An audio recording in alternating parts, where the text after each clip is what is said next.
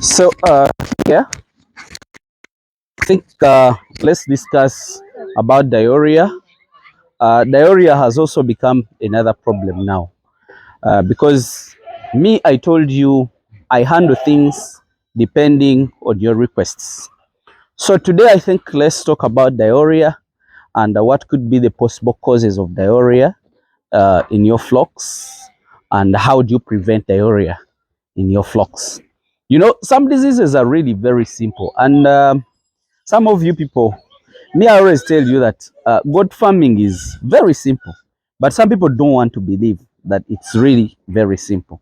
But the fact is, it is very simple, depending on your approach of farming.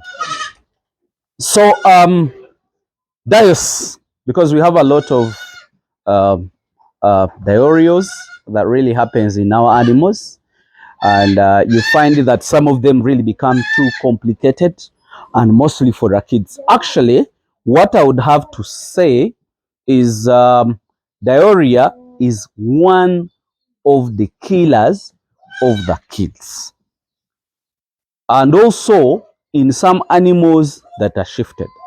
When you see diarrhea, what do you understand in your farm?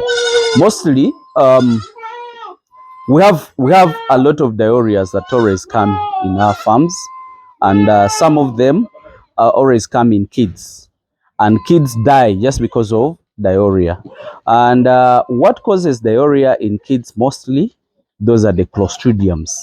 Those are the ones that causes that kind of diarrhea. You get the green diarrhea, you get the brown diarrhea, um, you know that. But also in the animals, that are newly brought in a new place, which is what they call shifting an animal or shipping.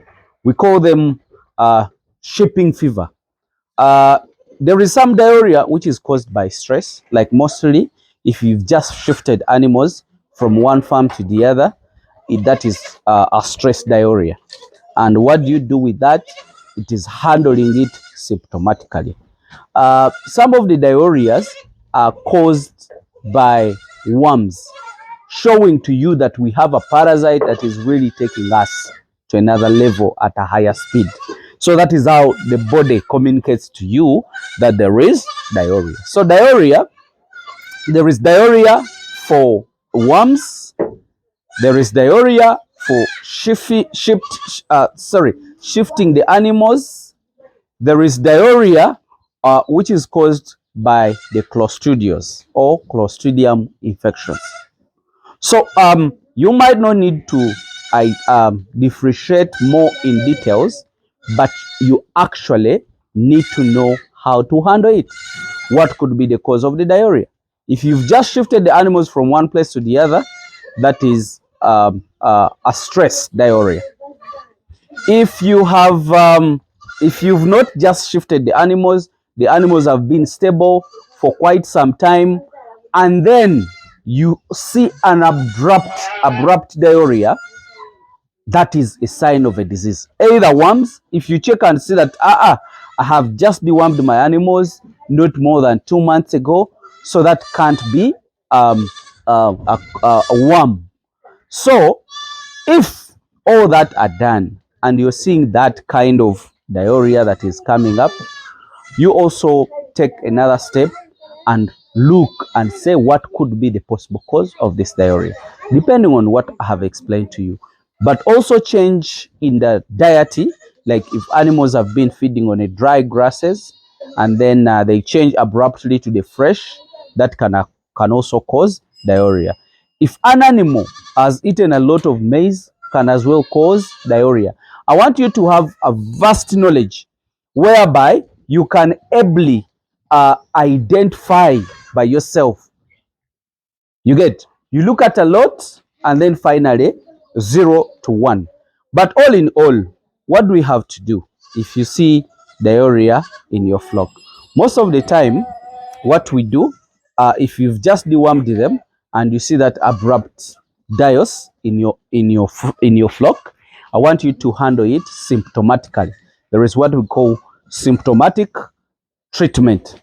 Diarrhea, what do? You use the sulfates, which are really very good. Most of the time, me, I use S-dime, and I also inject with oxy 10%. And I do that consistently. If that doesn't work, I use the stronger sulfur drugs, like the way you see amplorium, the way you see gentamicin. So I use that and they clear. But sometimes there is some worms which always attack us and can also cause diarrhea, and then they can't respond. Even you can give it today and then tomorrow it can stop today, for today and tomorrow the other day it repeats. So what do? At least try and treat for maybe Haemonchus worms and also hydatide cysts. Look at the drugs which have what they call the praziquantel content. It always hits down the hydatide cysts, because those cysts are really very strong, and sometimes they don't respond to these other normal dewormers, unless the dewormers which have praziquantel as a content, as a molecule of the antihelmintic. So basically, that's what I really wanted you. So for the young kids, also use the same. You can either use Baclin, or you can use S-dime oral, and then you give it to your animals. But be consistent. If diarrhea stops, don't, and you've given it once, let's say it was diarrhea yesterday, then you give it, let's say, sulfur today, and it stops, don't stop. You continue till when you finish the dose in 3 days, and there you can stop it. So me, I always tell you that the simplicity I do my things, that's how I also want you to have those kind of cases.